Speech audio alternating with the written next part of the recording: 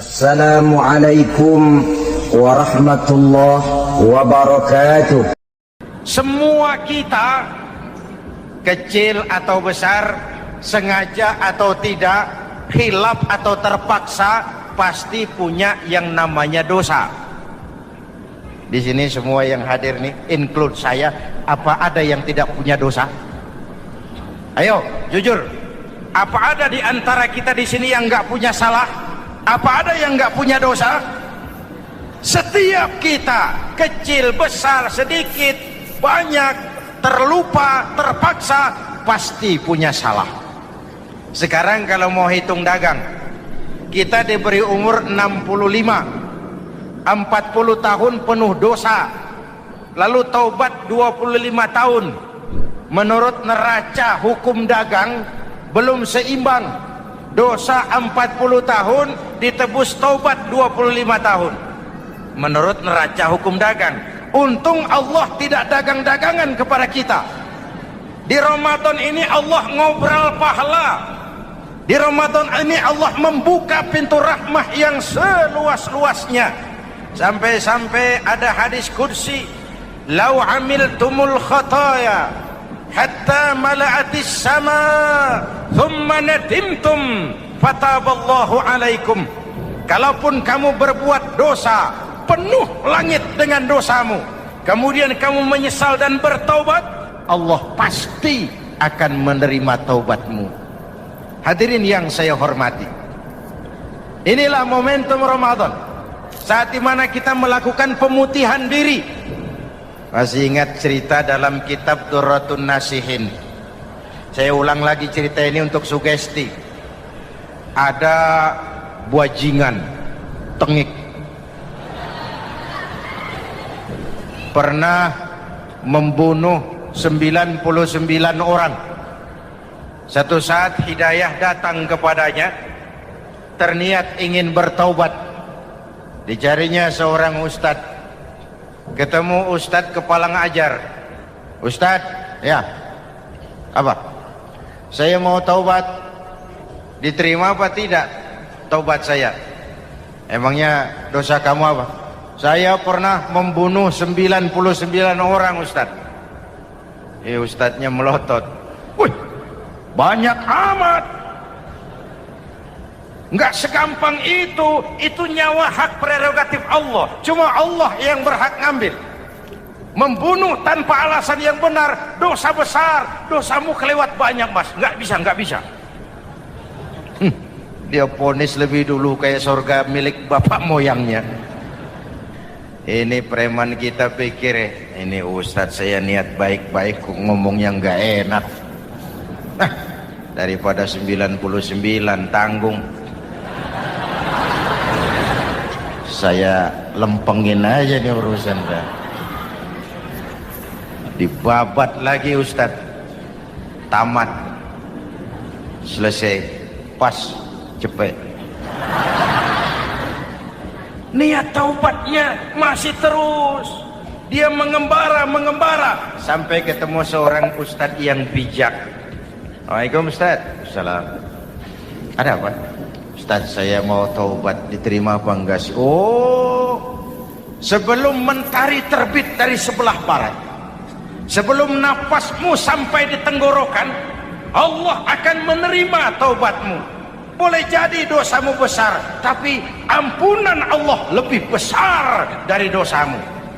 Begitu Ustadz. Iya. Cuman ngomong-ngomong dosamu apa sih? Ustadz, saya sih tadinya cuma bunuh 99 orang.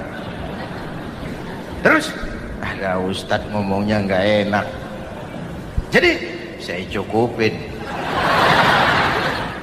100. Oh, taubatmu diterima asal benar-benar. Cuma begini saja, kampungmu kampung brengsek tuh, lingkunganmu nggak sehat. Kalau kau pulang ke sana lagi, niat taubatmu bisa lentur dan luntur. Kamu pindah saja, hijrah ke kampung lain yang lebih baik.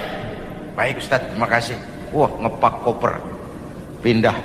Belum sampai ke kampung yang dituju, ajal datang merenggut nyawa. Ketika ruh keluar dari jasad, ini malaikat rahmah dengan malaikat azab rebutan. Kata malaikat rahmah, ini jatah saya. Orang ini sudah taubat, tempatnya di surga. Kata malaikat azab, nanti dulu. Taubat si taubat, 100 bagaimana urusannya? Bertengkar.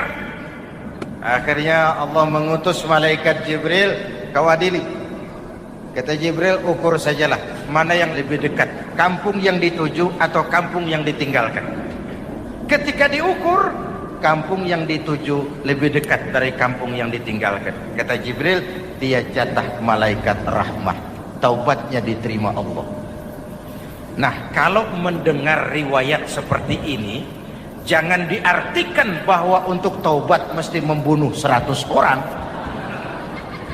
Ini harus diartikan bagaimanapun besar dosa dan kesalahan yang kita lakukan, jangan putus asa dari rahmat Allah. Sebaliknya, bagaimanapun banyak kebaikan yang kita kerjakan, jangan puas hati dan sombong diri. Kita belum tahu akhir perjalanan hidup ini. Kita hanya berbuat dan berbuat. Kepastian itu haknya Allah. Ada yang masuk neraka karena menyiksa kucing. Ada yang masuk surga walaupun sudah membunuh 100 orang.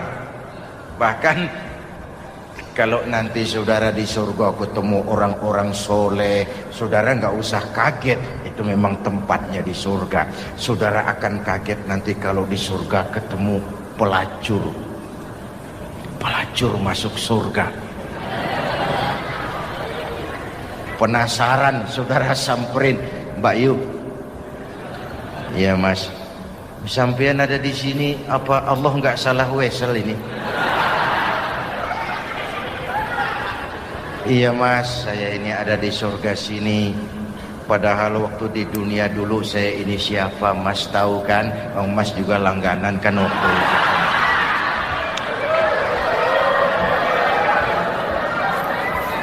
Tapi terus terang saja Mas, waktu di dunia itu saya terpaksa betul.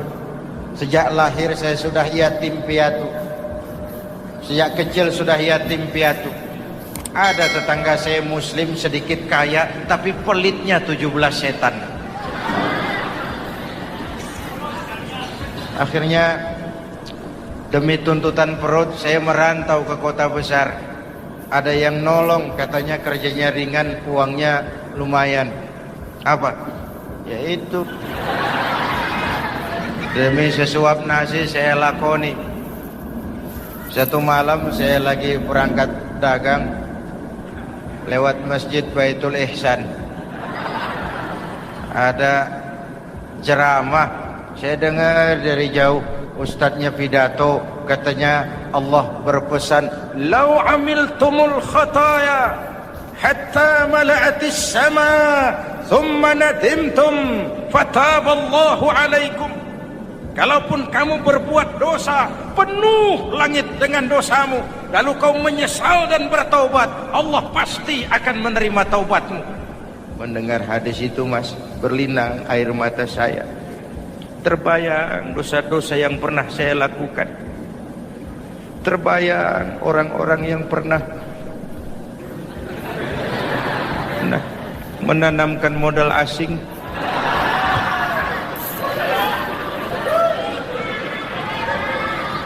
Dikala itu hidayah datang, saya niat taubat pulang kampung Mas, mudik.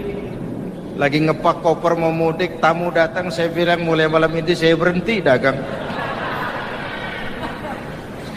Taubat saya sebenar-benarnya, taubat saya diterima Allah, walaupun mampir dulu, transit dulu di tempat lain. Akhirnya saya sampai juga ke sini. Inilah Ramadan. Orang baik bukan orang yang tidak pernah salah, karena tidak ada orang yang tidak pernah salah. Orang baik kalau dia berbuat salah, dia segera sadar, dijadikannya sebagai pelajaran untuk tidak diulanginya lagi di masa yang akan datang. Maka Nabi berpesan, tuba liman syaghalahu aibuhu an uyubin nas. Beruntung benar orang yang kekurangan dirinya menyebabkan dia sibuk sampai tidak sempat mencari-cari kekurangan orang lain. Tapi celaka benar orang yang terlalu sibuk mencari-cari kekurangan orang lain, sampai lupa dengan kekurangan dirinya sendiri. Hadirin, karena itu menurut Al-Imamul Ghazali, Lailatul Qadar itu malam istimewa. Adanya pada sepertiga yang akhir di malam-malam ganjil, 21, 23, 25, 27, 29. Tetapi yang ingin mendapatkan Lailatul Qadar harus berjaga-jaga sejak awal Ramadan. Nggak bisa pakai ilmu ngancem. Wah, ini 21 malam nih, nggak keluar-keluar dari masjid. 22 libur, 23 absen lagi. Nggak bisa seperti itu. Ingin mendapatkan Lailatul Qadar harus berjaga-jaga sejak awal Ramadan. 1000 bulan kira-kira 83 tahun. Rata-rata umur orang sekarang kita ini jarang yang sampai 83. Jarang. Kalau menyontoh Rasul jatah kita 63. Hadirin yang saya hormati, sehingga dikatakan itulah fasilitas yang diberikan Allah kepada umat Muhammad ini. Walaupun umurnya relatif pendek, tapi amaliyahnya tidak kalah dengan umat zaman dulu. Benar, Nabi Nuh umurnya 950 tahun. Ibadah umatnya berarti panjang, tetapi mereka tidak ada Lailatul Qadarnya. Benar, Nabi Adam umurnya panjang, 2000 tahun, umatnya rata-rata sekian. Tetapi tidak ada nilai tambah yang diberikan Allah kepada mereka. Kita umat Muhammad ini umur relatif pendek. Kalau nyontoh Nabi 63 tahun, betul. Tapi bayangkan, ada Lailatul Qadar yang nilainya khairun min alfi syahrin, lebih baik daripada 1000 bulan. Dan 1000 bulan 83 tahun. Kalau 10 tahun berturut-turut memanfaatkan Lailatul Qadar, maka artinya umur kita sudah sama dengan umur umat Nabi Nuh alaihi salam. Kualitas ibadahnya yang saya maksud. Tugas kita memanfaatkan peluang-peluang seperti ini dan mengisinya dengan berbagai kegiatan-kegiatan ibadah. Mumpung Allah menyediakan itu buat kita bersama. Tahun depan nggak ada jaminan kita ketemu Ramadan lagi. Karena itu mumpung senyampang ini diberikan kesempatan memasuki minggu-minggu 10 yang terakhir dari Ramadan, sing-singkan lengan baju, hamparkan sajadah, dan berusaha lebih banyak di masjid daripada di rumah. Hadirin yang saya hormati, dari pembicaraan singkat yang saya sampaikan, Ramadan menjadi agung oleh karena 3 hal. Pertama, ia dipilih menjadi bulan tempat di mana pertama kali diturunkan ayat-ayat suci Al-Quran. Karenanya Ramadan disebut juga sebagai Syahrul Quran, bulan Al-Quran. Karenanya Ramadan juga kita lebih intens memasuki kehidupan Al-Quran sebagai makmum dan kita sebagai imam.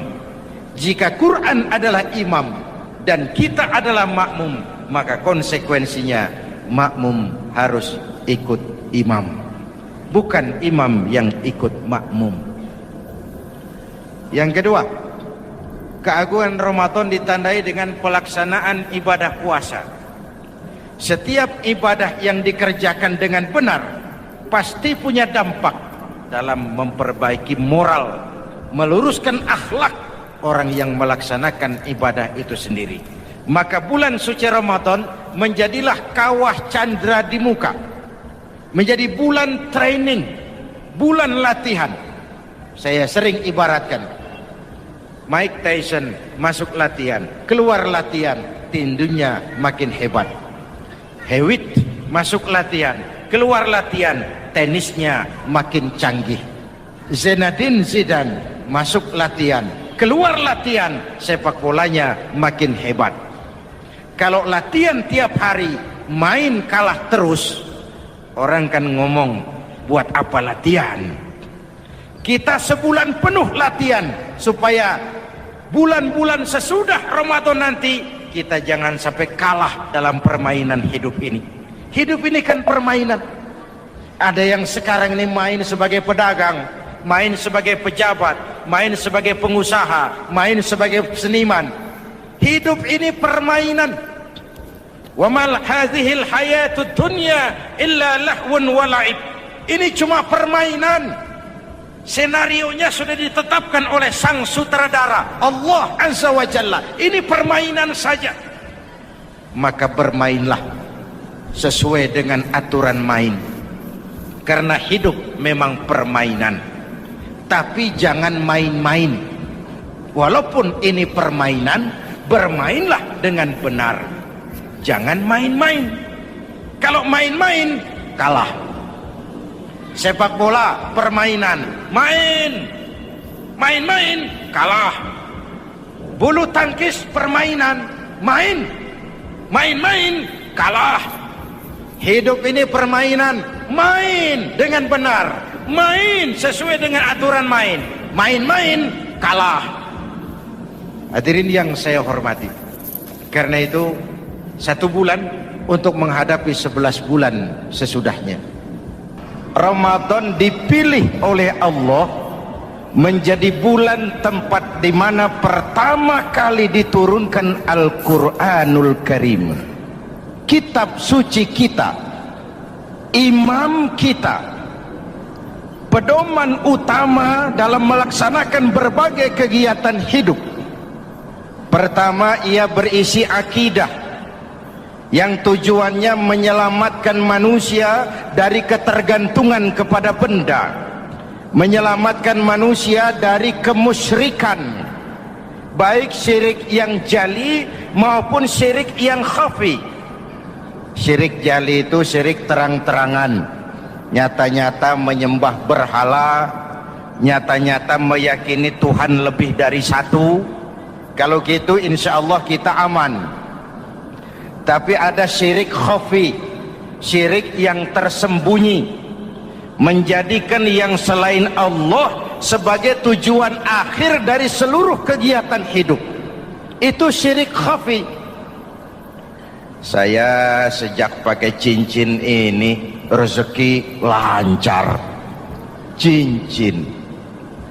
Saya sejak pakai gesper ini, jangan anak gadis, nenek-nenek ngelihat saya lemes. Gesper. Ini sejak ada perkutut di rumah ini, bisnis bagus, perkutut. Kalau komputer lebih kita kagumi dari Allah, itulah berhala kita. Kalau pangkat lebih kita utamakan dari Allah, itulah berhala kita.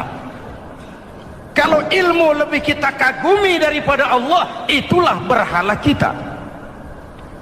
Quran membebaskan manusia dari ketergantungan kepada benda, membersihkan keyakinan, meluruskan tauhid dengan konsep akidah. Lalu sisi yang kedua, syariat untuk mengatur kehidupan sesama manusia.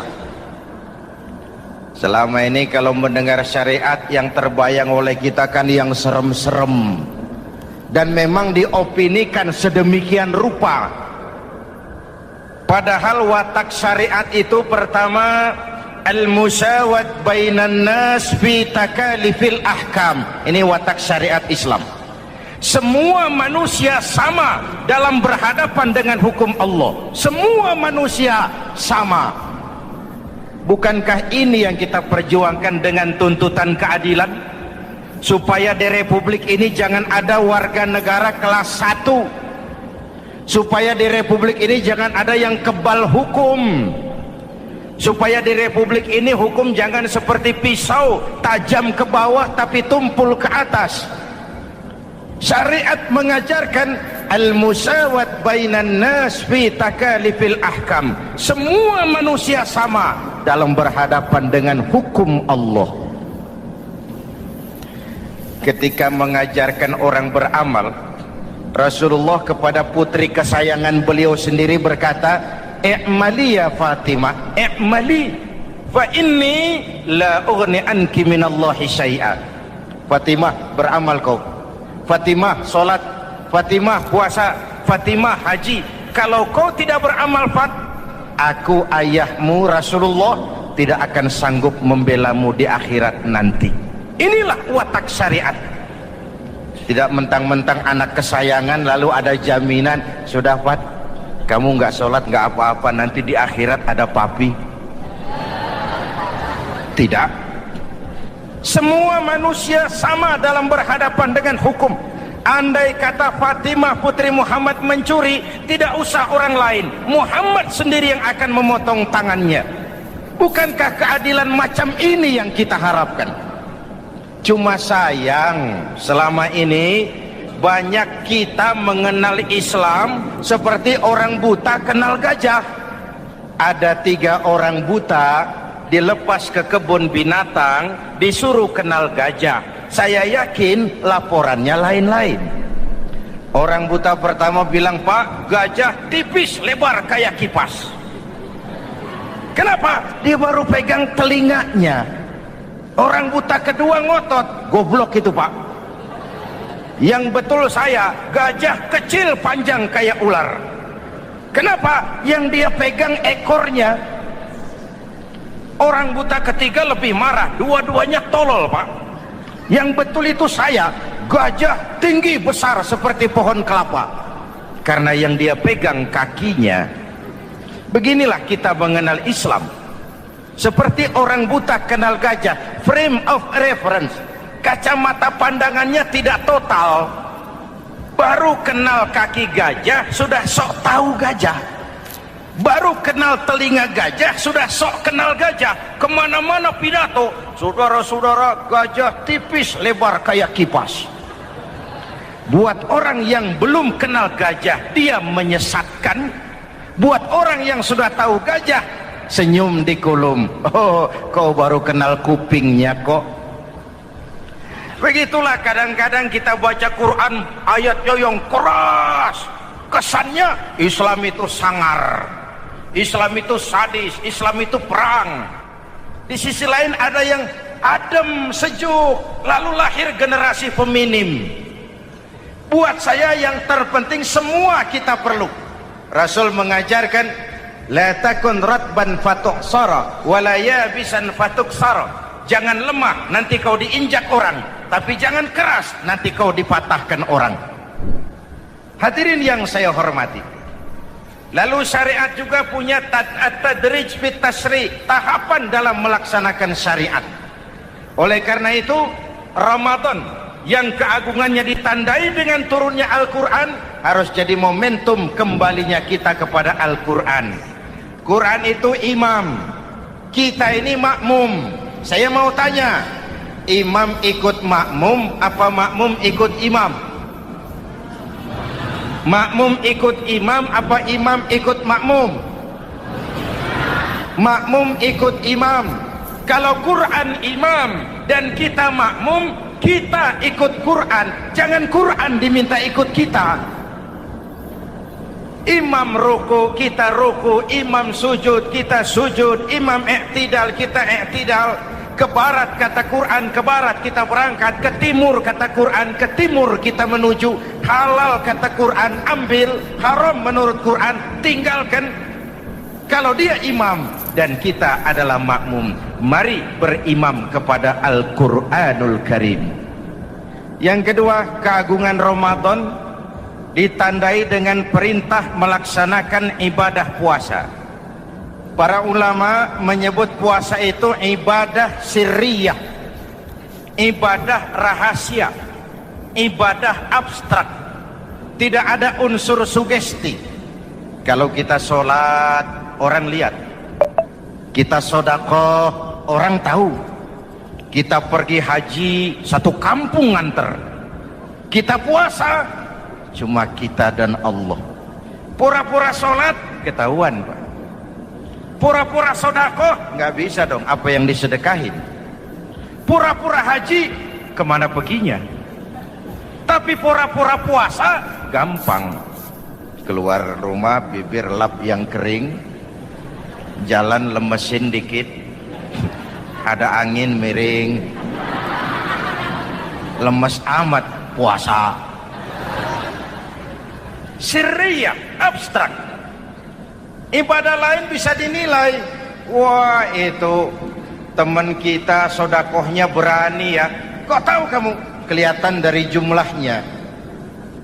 Itu sholatnya khusyuk ya. Kok ngerti kamu? Kelihatan dari geraknya. Tetangga sebelah itu rasa-rasanya hajinya mabrur ya. Kok ngerti kamu? Kelihatan dari tingkah lakunya setelah pulang haji. Kalau yang sebelah lagi itu haji tomat. Di Mekah tobat sampai kampung kumat. Ibadah lain kelihatan bisa dinilai, tapi puasa tidak bisa dinilai. Belum pernah saya dengar orang bilang, teman kita puasanya mantap betul ya. Kok tahu kamu? Beludah terus. Nggak ada hubungannya. Oleh karena puasa ibadah sirri, ibadah abstrak, maka yang terbentuk dari ibadah ini pertama keikhlasan. Ini sikap hidup yang paling penting. Orang lain mau puji atau tidak bukan soal. Orang lain mau dengar atau tidak bukan soal. Ini urusan saya dengan Allah. Dari ibadah sirri seperti ini terbentuk keikhlasan, dan itu penting. Ikhlas. Saya menyantuni yatim bukan karena disorot TV, bukan karena masuk majalah, bukan karena dimuat koran, karena Allah. Berbagai fasilitas. Kalau kekuasaan dianggap sebagai fasilitas dan kekuasaan, maka yang lahir tentu akhirnya maling-maling baru, yang lahir rampok-rampok baru, yang dikuras ya harta negara. Hadirin yang saya hormati, ikhlas menerima jabatan dengan keyakinan ini amanah Allah, amanah akan dimintakan pertanggungan jawab. Ini alat untuk berbuat baik, ini alat untuk mengabdi. Kalau cuma digambarkan kekuasaan jabatan sebagai kekuasaan dan fasilitas, itu yang lalu banyak melahirkan rampok-rampok baru. Betul? Iya, kalau jabatan kan gajiannya jelas. Menteri gajinya jelas, anggota DPR gajinya jelas, presiden, wakil presiden gajinya jelas. Tetapi ketika fasilitas dan kekuasaan banyak memberikan hasil, jangan heran lalu muncul penjarahan terhadap kekayaan-kekayaan yang justru merupakan milik rakyat. Ikhlas dalam menerima jabatan, ikhlas dalam berbuat, ikhlas dalam beramal. Lalu yang kedua, jujur. Tadi siang saudara sholat zuhur apa tidak? Sholat. Yang sholat? Yang enggak, ya enggak. Sebelum sholat zuhur kan saudara berwudu. Waktu berwudu kan saudara berkemur, memasukkan air ke mulut. Umpama waktu berkemur saudara korupsi, dikit saja airnya saudara minum, jangankan hansip, jangankan satpam, jangankan polisi, teman sebelah pun tidak tahu kalau waktu berkemur kita korupsi. Kenapa kita tidak mau melakukan itu? Ada rasa malu kepada Allah. Alangkah positifnya kalau ini diterjemahkan dalam kehidupan. Sekarang kan kita berpikirnya Allah ditekan. Kamu korupsi ya? Iya, Tuhan kan tahu. Biarin, Tuhan mah tahu, nggak ribut. Nggak ribut katanya. Tapi kalau orang, 3 orang saja tahu, geger kantor. Bayangin, Tuhan aja ditekan, Tuhan diintimidasi, apalagi orang lain. Lahir etika otonom, daya kontrol yang paling ampuh yang muncul dari dalam jiwa kita sendiri. Sabahu ahadun au qatalahu falyaqul inni shaim, inni shaim. Kalau ada orang mencaci maki dia, bahkan mengajak dia berkelahi yang menurut ukuran dia mesti menang, tapi karena puasa, maaf, saya bukan nggak berani sama kamu, saya sedang puasa. Kalau mau berkelahi juga ntar aja habis buka, segeran dikit berantemnya. Ini shaim, maaf saya sedang berpuasa. Itu merupakan benteng.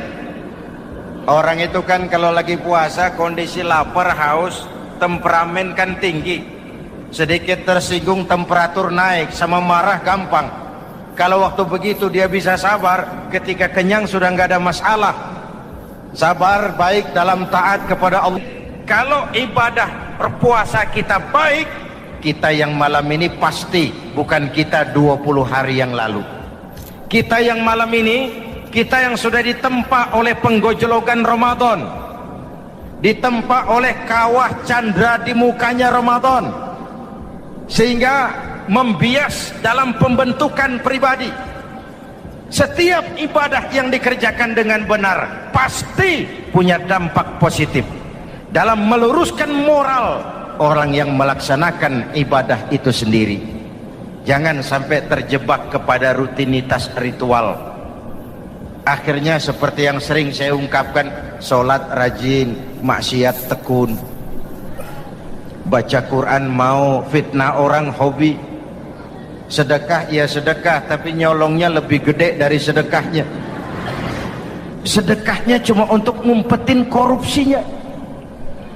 Akhirnya jadi lipstik, akhirnya jadi dekorasi. Setiap ibadah yang dikerjakan dengan benar punya dampak positif dalam meluruskan moral dan memperbaiki akhlak orang yang melaksanakan ibadah itu sendiri. Begitulah Ramadan, ada pelaksanaan ibadah puasa. Dan untuk puasa Nabi bersabda, lis-shaimi farhatani, farhatun indal iftar wa farhatun inda liqa'i rabbih. Buat orang yang berpuasa ada dua kegembiraan yang tidak dimiliki oleh yang tidak melaksanakan puasa. Dua kegembiraan. Pertama, farhatun indal iftar, kegembiraan menjelang saat-saat berbuka. Hati itu besar, rasa optimisme, padahal bukanya cuma sama tempe, sama tahu, sama ikan asin. Tapi entah makin dekat maghrib hati makin berbunga, ada kebahagiaan yang tidak bisa diceritakan. Allahumma lakasumtu, ya Allah hari ini saya laksanakan perintahmu, saya lawan rasa nafsu, saya tempuh lapar, haus, saya tunaikan semua ini. Itu kegembiraan yang puasa. Yang kedua, wa farhatun inda liqa'i rabbih, kegembiraan kedua nanti di akhirat pada saat bertemu dengan Allah Subhanahu wa ta'ala. Masuk surga nikmat, bertemu Allah jauh lebih nikmat. Hadirin yang saya hormati, bahkan di surga ada sebuah pintu yang khusus disiapkan bagi orang-orang yang melaksanakan puasa. Tidak bisa masuk ke pintu itu kecuali orang yang puasa. Dan pintu itu disebut pintu Rayyan, Babur Rayyan, pintu Rayyan, yang hanya boleh dimasuki orang-orang yang melaksanakan ibadah puasa. Hadirin, lalu yang berikutnya ibadah puasa ganjarannya abstrak. Kalau ibadah lain kita bisa lihat itu, sholat berjamaah pahalanya begini, haji kalau mabrur pahalanya begitu, sedekah pahalanya begini. Puasa Allah cuma bilang as-siyamu li wa ana ajzibi, puasa untukku dan aku yang membalasnya. Berapa besar balasan Allah tidak diberitahu. Artinya apa? Kalau saudara kerja, mandor bilang, mas kau kerja sama saya, gajimu sebulan 5 juta. Ketahuan sebulan 5 juta, kita kan bisa kong-kalingkong. Ada mandor rajin, tidak ada mandor kendor, pokoknya jatah 5 juta. Tapi kalau mandor cuma bilang, mas kau kerja sama aku, soal gajimu nanti aku yang atur, berapa besarnya nggak dikasih tahu. Aturan seperti ini harusnya membuat kita kerja lebih hati-hati. Sebab apa? Mungkin gaji kita sama saja 5 juta kalau kerja biasa-biasa, mungkin jauh lebih besar kalau pekerjaan memuaskan, mungkin tidak digaji sama sekali kalau pekerjaan sembarangan. tidak dijelaskannya gambaran pahala puasa menjadi sugesti untuk melaksanakan ibadah puasa ini dengan sebaik-baiknya. Hadirin yang saya cintai, yang ketiga soal keagungan Ramadan ini. Di dalam bulan Ramadan ada satu malam yang bobotnya khairun min alfi syahrin. Satu malam tapi lebih baik daripada 1000 bulan, yang kita kenal dengan malam Qadar atau Lailatul Qadar. Sementara itu adanya pada sepertiga yang akhir dari bulan Ramadan, terutama di malam-malam ganjil. Di negeri kita lihat terjadi pergeseran nilai. Awal-awal Ramadan, minggu pertama, pasar sepi, masjid ramai, full house, meledak. Betul? Padahal Rasul memberikan contoh, kalau sudah masuk sepertiga yang akhir Ramadan, beliau sing-singkan lengan baju, hamparkan sajadah, lebih banyak di masjid daripada di rumah. Itu baginda Rasul. Begitulah Ramadan, ada pelaksanaan ibadah puasa. Dan untuk puasa Nabi bersabda, lis-shaimi farhatani, farhatun indal iftar wa farhatun inda liqa'i rabbih. Buat orang yang berpuasa ada dua kegembiraan yang tidak dimiliki oleh yang tidak melaksanakan puasa. Dua kegembiraan. Pertama, farhatun indal iftar, kegembiraan menjelang saat-saat berbuka. Hati itu besar, rasa optimisme, padahal bukanya cuma sama tempe, sama tahu, sama ikan asin. Tapi entah makin dekat maghrib hati makin berbunga, ada kebahagiaan yang tidak bisa diceritakan. Allahumma lakasumtu, ya Allah, hari ini saya laksanakan perintahmu, saya lawan rasa nafsu, saya tempuh lapar, haus, saya tunaikan semua ini. Itu kegembiraan yang puasa. Yang kedua, wa farhatun inda liqa'i rabbih, kegembiraan kedua nanti di akhirat pada saat bertemu dengan Allah Subhanahu wa ta'ala. Masuk surga nikmat, bertemu Allah jauh lebih nikmat. Hadirin yang saya hormati, bahkan di surga ada sebuah pintu yang khusus disiapkan bagi orang-orang yang melaksanakan puasa. Tidak bisa masuk ke pintu itu kecuali orang yang puasa. Dan pintu itu disebut pintu Rayyan, Babur Rayyan, pintu Rayyan, yang hanya boleh dimasuki orang-orang yang melaksanakan ibadah puasa. Hadirin, lalu yang berikutnya, ibadah puasa ganjarannya abstrak. Kalau ibadah lain kita bisa lihat itu, sholat berjamaah pahalanya begini, haji kalau mabrur pahalanya begitu, sedekah pahalanya begini. Puasa Allah cuma bilang as-siyamu li wa ana ajzibi, puasa untukku dan aku yang membalasnya. Berapa besar balasan Allah tidak diberitahu. Artinya apa? Kalau saudara kerja, mandor bilang, Mas, kau kerja sama saya, gajimu sebulan 5 juta. Ketahuan sebulan 5 juta. Kita kan bisa kong-kalingkong, ada mandor rajin, tidak ada mandor kendor. Pokoknya jatah 5 juta. Tapi kalau mandor cuma bilang, Mas, kau kerja sama aku, soal gajimu nanti aku yang atur, berapa besarnya nggak dikasih tahu. Aturan seperti ini harusnya membuat kita kerja lebih hati-hati. Sebab apa? Mungkin gaji kita sama saja 5 juta kalau kerja biasa-biasa, mungkin jauh lebih besar kalau pekerjaan memuaskan, mungkin tidak digaji sama sekali kalau pekerjaan sembarangan. Tidak dijelaskannya gambaran pahala puasa menjadi sugesti untuk melaksanakan ibadah puasa ini dengan sebaik-baiknya.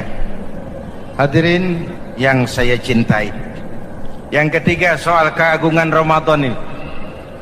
Di dalam bulan Ramadan ada satu malam yang bobotnya khairun min alfi syahrin. satu malam tapi lebih baik daripada 1000 bulan, yang kita kenal dengan malam Qadar atau Lailatul Qadar. Sementara itu adanya pada sepertiga yang akhir dari bulan Ramadan, terutama di malam-malam ganjil. Di negeri kita lihat terjadi pergeseran nilai. Awal-awal Ramadan, minggu pertama, pasar sepi, masjid ramai, full house, meledak. Betul? Padahal Rasul memberikan contoh, kalau sudah masuk sepertiga yang akhir Ramadan, beliau sing-singkan lengan baju, hamparkan sajadah, lebih banyak di masjid daripada di rumah. Itu baginda Rasul. Sing-singkan lengan baju, hamparkan sajadah, lebih banyak di masjid daripada di rumah. Hadirin yang saya hormati, di situ makna meraih kemenangan. Karena itu lebaran lain dengan Idul Fitri. Lebaran siapa saja boleh ikutan, tapi Idul Fitri milik orang yang melaksanakan ibadah Ramadan dengan baik. Nah, saya kembali kepada Lailatul Qadar. Semua kita, kecil atau besar, sengaja atau tidak, khilaf atau terpaksa, pasti punya yang namanya dosa. Di sini semua yang hadir nih, include saya, apa ada yang tidak punya dosa? Ayo, jujur. Apa ada di antara kita di sini yang nggak punya salah? Apa ada yang nggak punya dosa? Setiap kita, kecil, besar, sedikit, banyak, terlupa, terpaksa, pasti punya salah. Sekarang kalau mau hitung dagang, kita diberi umur 65, 40 tahun penuh dosa, lalu taubat 25 tahun. Menurut neraca hukum dagang belum seimbang. Dosa 40 tahun ditebus taubat 25 tahun. Menurut neraca hukum dagang. Untung Allah tidak dagang-dagangan kepada kita. Di Ramadan ini Allah ngobrol pahala. Di Ramadan ini Allah membuka pintu rahmah yang seluas-luasnya.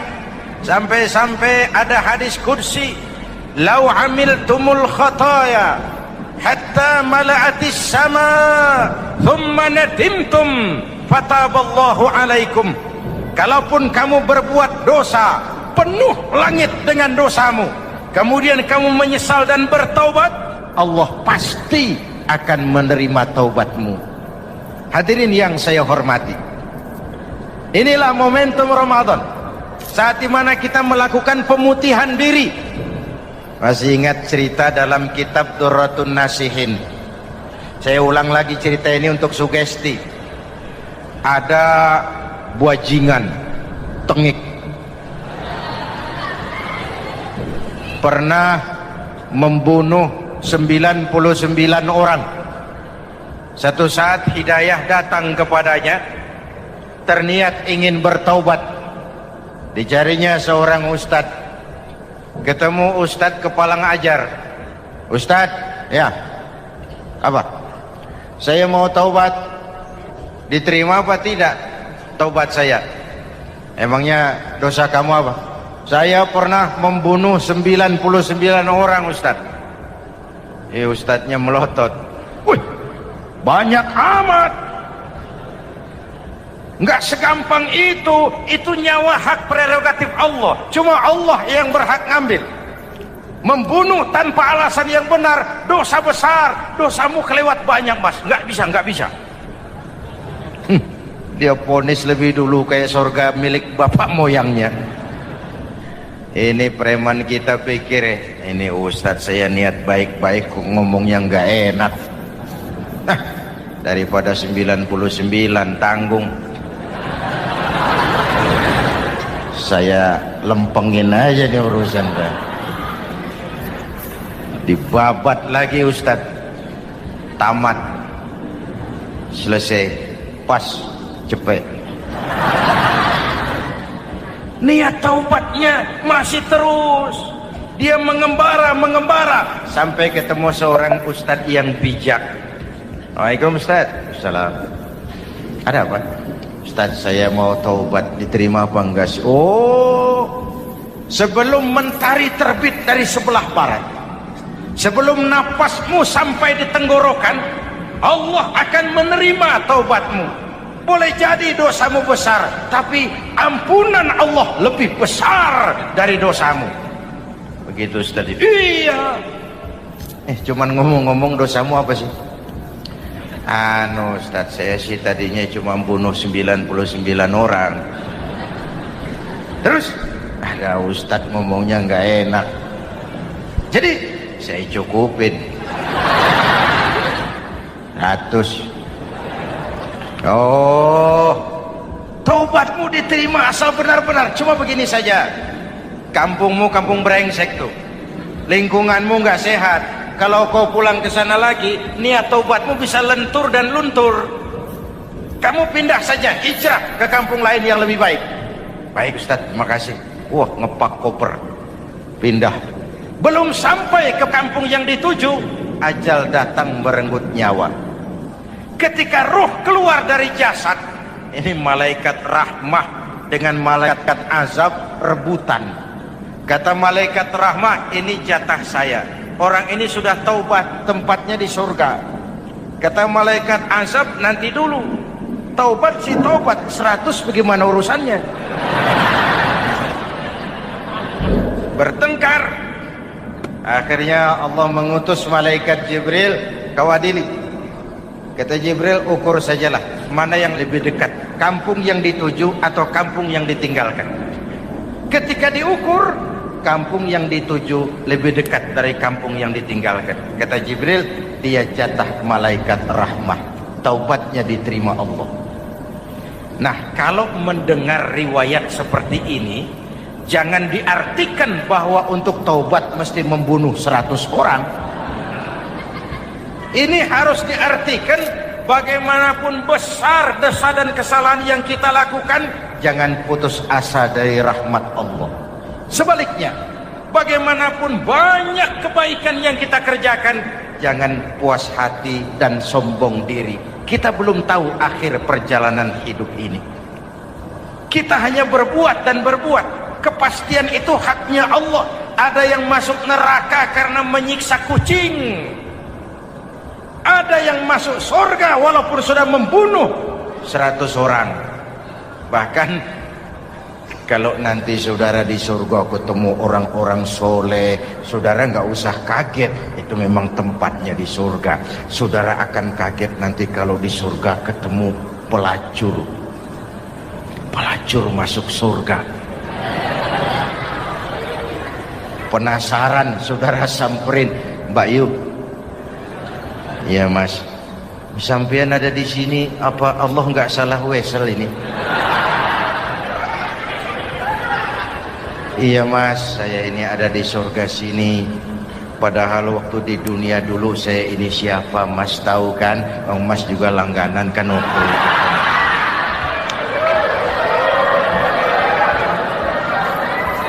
Tapi terus terang saja Mas, waktu di dunia itu saya terpaksa betul. Sejak lahir saya sudah yatim piatu. Sejak kecil sudah yatim piatu. Ada tetangga saya muslim sedikit kaya, tapi pelitnya 17 setan. Akhirnya demi tuntutan perut saya merantau ke kota besar.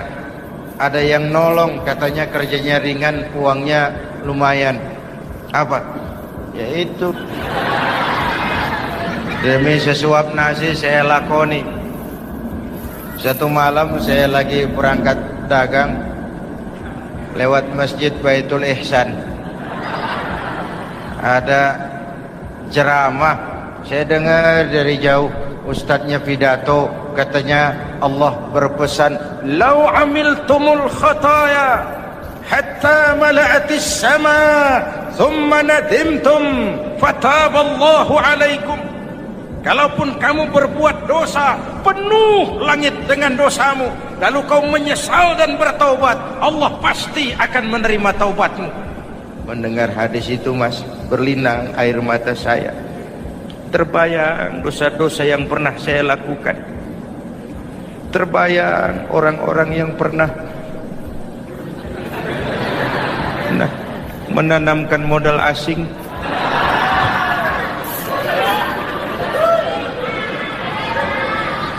Dikala itu hidayah datang, saya niat taubat pulang kampung, Mas, mudik. Lagi ngepak koper mau mudik, tamu datang, saya bilang mulai malam ini saya berhenti dagang. Taubat saya sebenar-benarnya, taubat saya diterima Allah, walaupun mampir dulu, transit dulu di tempat lain, akhirnya saya sampai juga ke sini.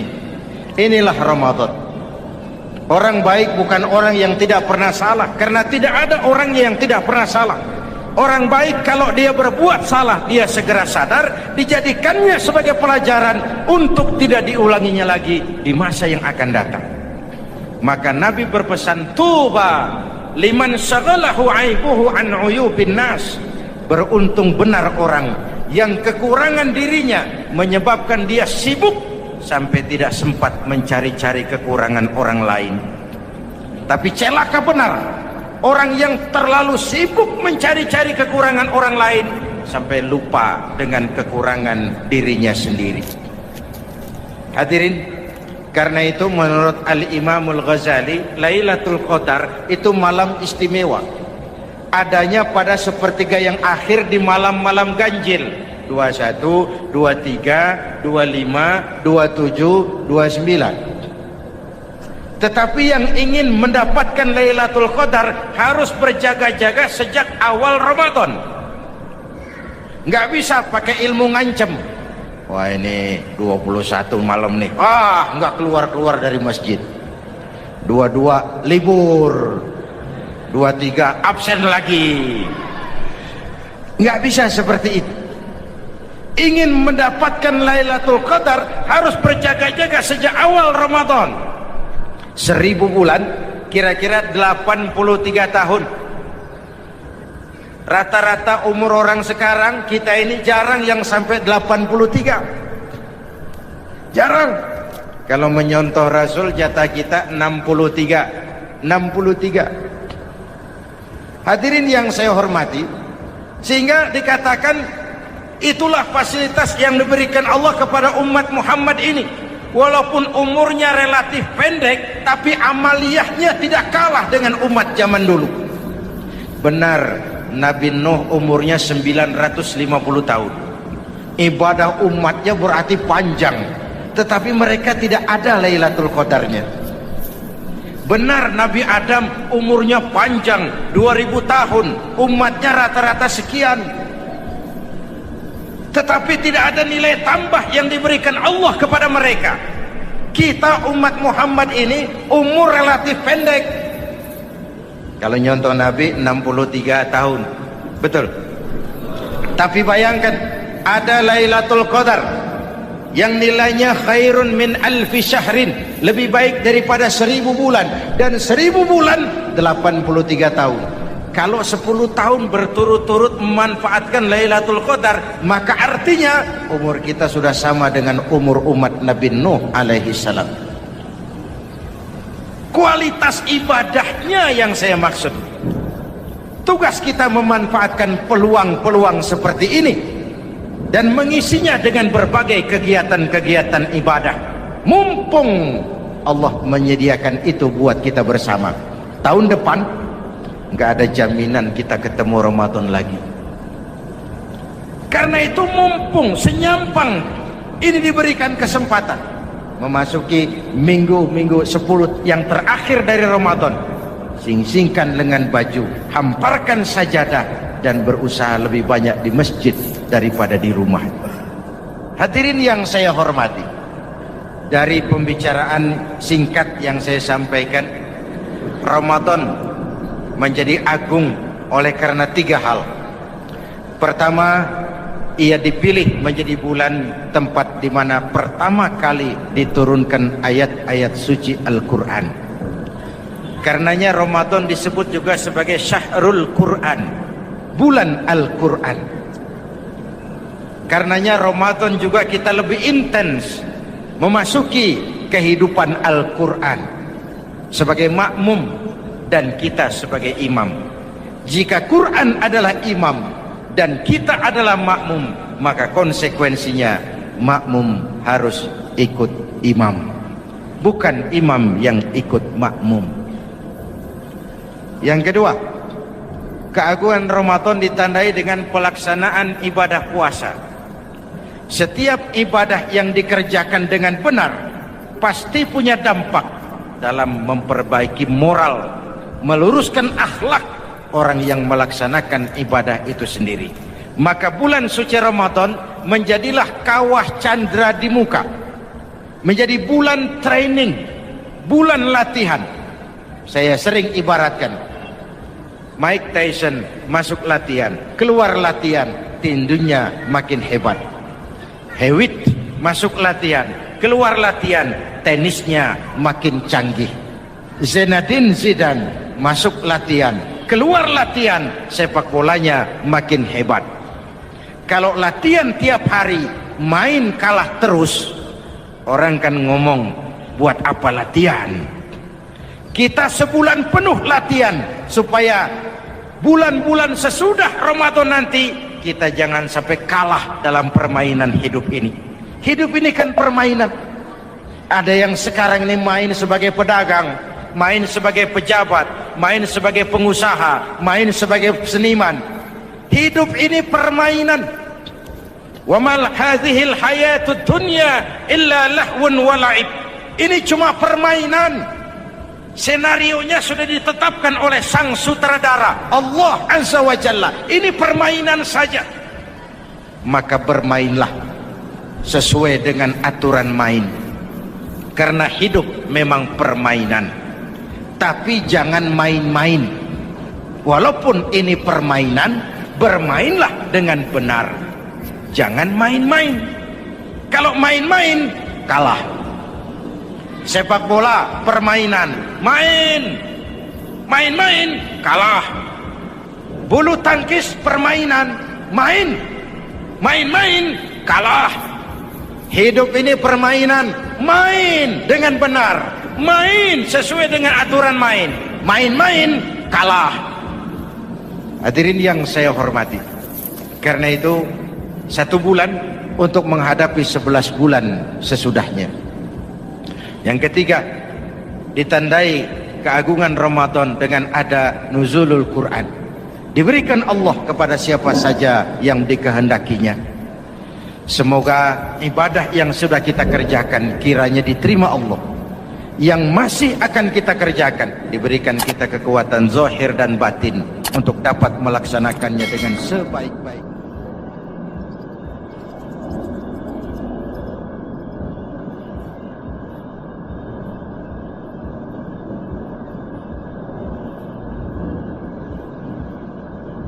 Pertama, Ramadan dipilih oleh Allah menjadi bulan tempat di mana pertama kali diturunkan Al-Quranul Karim, kitab suci kita, imam kita, pedoman utama dalam melaksanakan berbagai kegiatan hidup.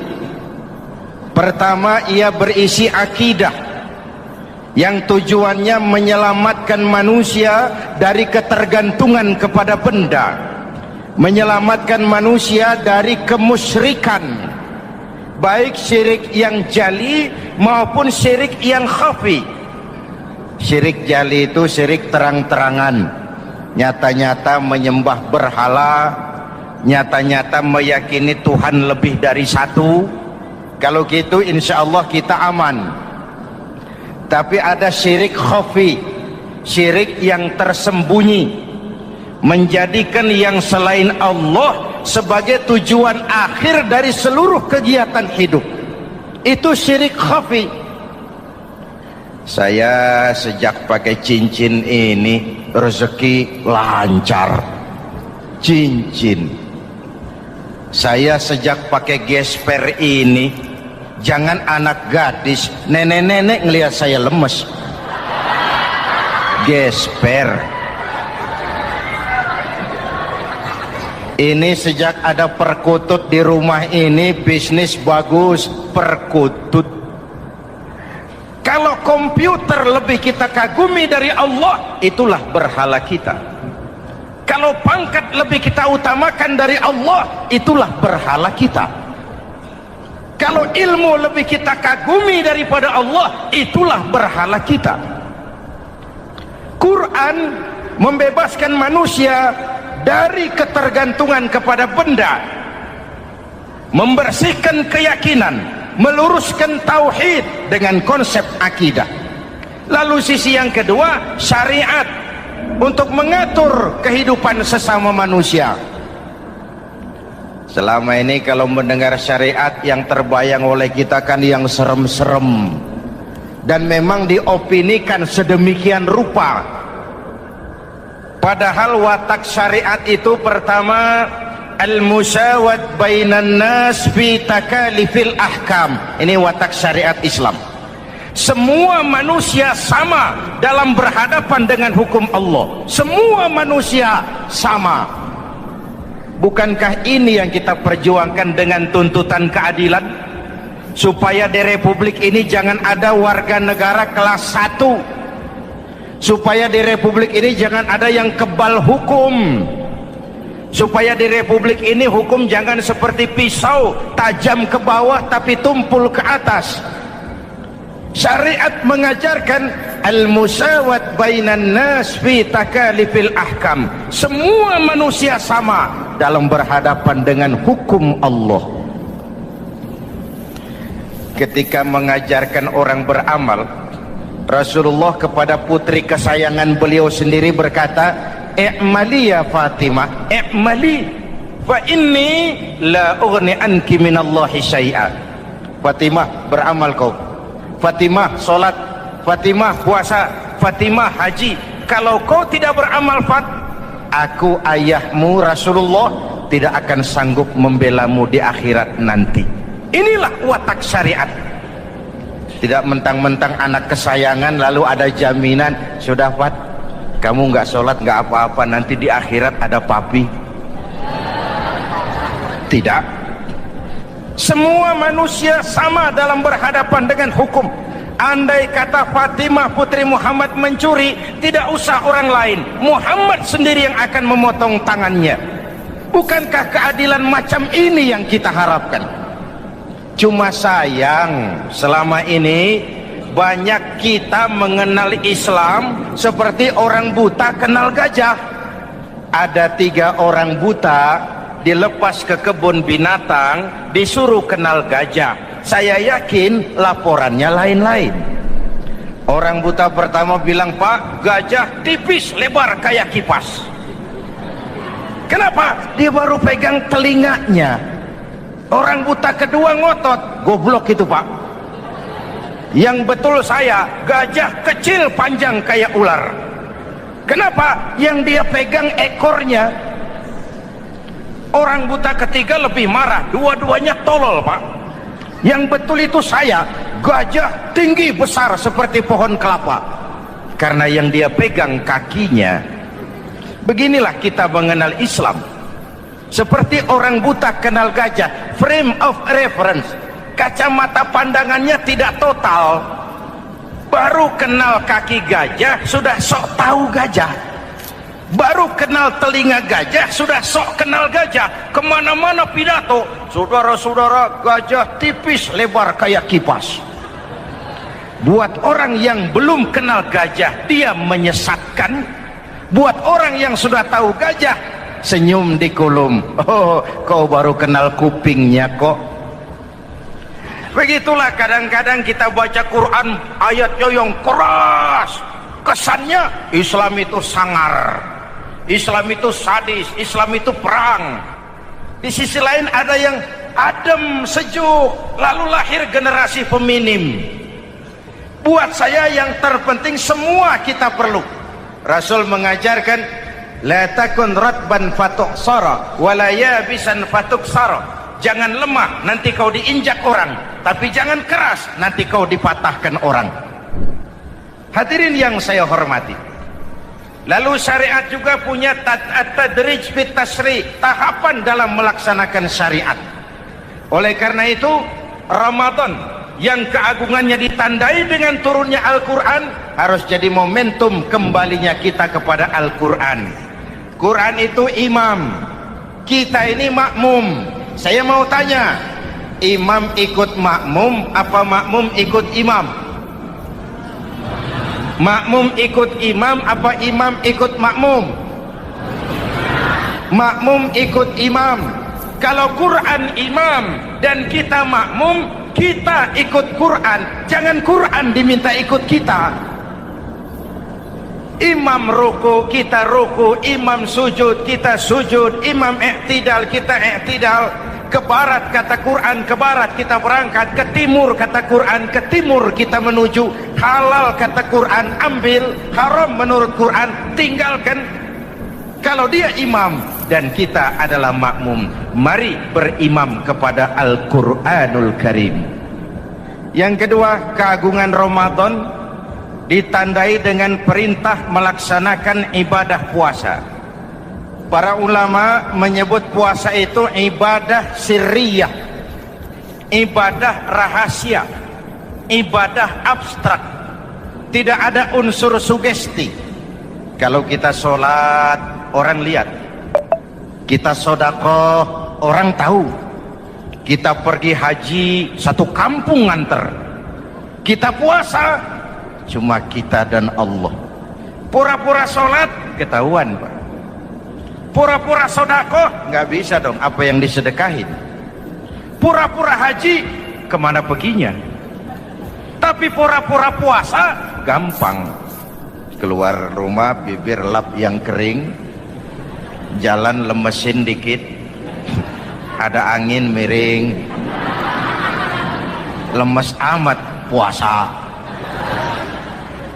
Sirriyah, abstrak. Ibadah lain bisa dinilai, wah itu teman kita sodakohnya berani ya. Kok tahu kamu? Kelihatan dari jumlahnya. Itu sholatnya khusyuk ya. Kok ngerti kamu? Kelihatan dari geraknya. Tetangga sebelah itu rasa-rasanya hajinya mabrur ya. Kok ngerti kamu? Kelihatan dari tingkah lakunya setelah pulang haji. Kalau yang sebelah lagi itu haji tomat. Di Mekah tobat sampai kampung kumat. Ibadah lain kelihatan bisa dinilai, tapi puasa tidak bisa dinilai. Belum pernah saya dengar orang bilang, teman kita puasanya mantap betul ya. Kok tahu kamu? Beludah terus. Nggak ada hubungannya. Oleh karena puasa ibadah sirri, ibadah abstrak, maka yang terbentuk dari ibadah ini pertama keikhlasan. Ini sikap hidup yang paling penting. Orang lain mau puji atau tidak bukan soal. Orang lain mau dengar atau tidak bukan soal. Ini urusan saya dengan Allah. Dari ibadah sirri seperti ini terbentuk keikhlasan, dan itu penting. Ikhlas.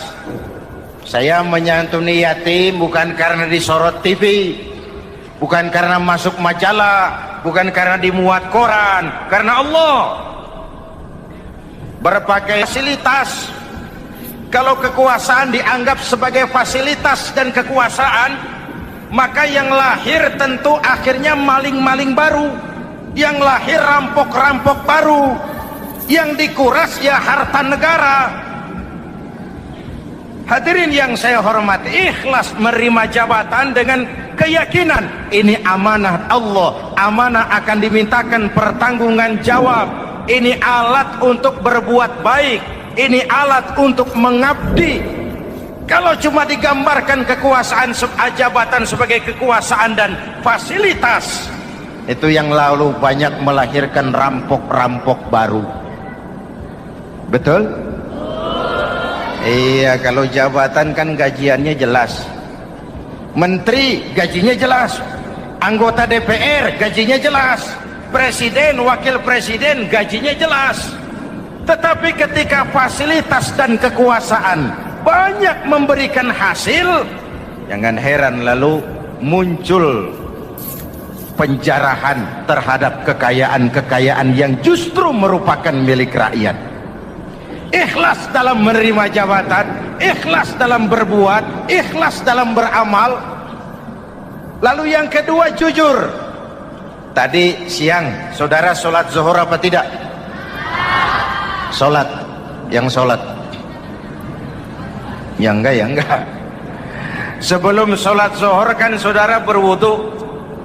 Waktu berwudu kan saudara berkemur, memasukkan air ke mulut. Umpama waktu berkemur saudara korupsi, dikit saja airnya saudara minum, jangankan hansip, jangankan satpam, jangankan polisi, teman sebelah pun tidak tahu kalau waktu berkemur kita korupsi. Kenapa kita tidak mau melakukan itu? Ada rasa malu kepada Allah. Alangkah positifnya kalau ini diterjemahkan dalam kehidupan. Sekarang kan kita berpikirnya Allah ditekan. Kamu korupsi ya? Iya, Tuhan kan tahu. Biarin, Tuhan mah tahu, nggak ribut.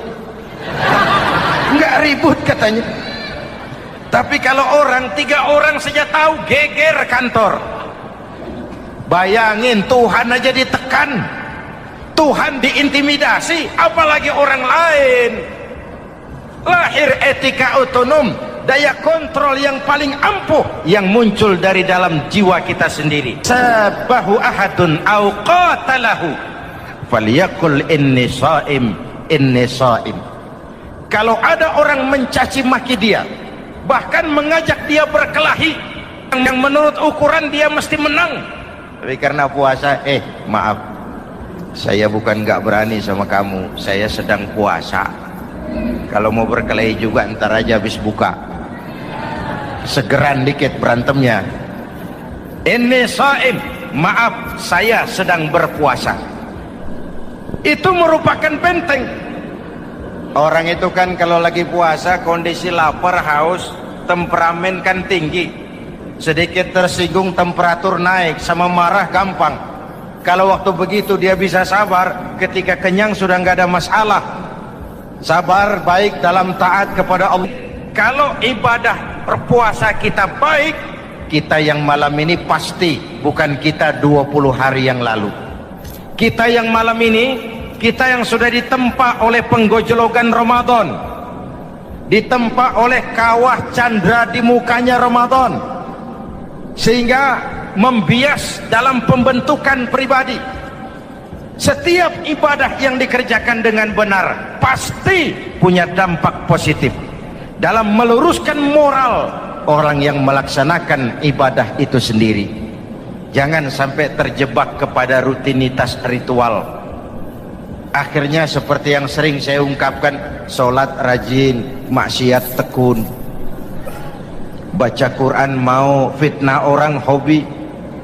Sedekah ya sedekah, tapi nyolongnya lebih gede dari sedekahnya.